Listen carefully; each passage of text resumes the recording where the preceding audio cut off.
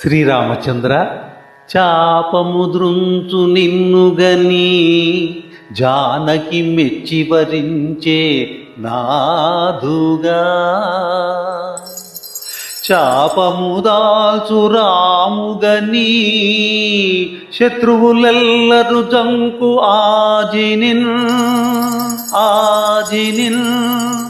ఓ పరమాత్మా రాఘవా మహోజ్వలమూర్తి భజిల్తు నిన్ను రాపును కూర్చు పాలక శుభాస్పద దాశరథి దయానిధి.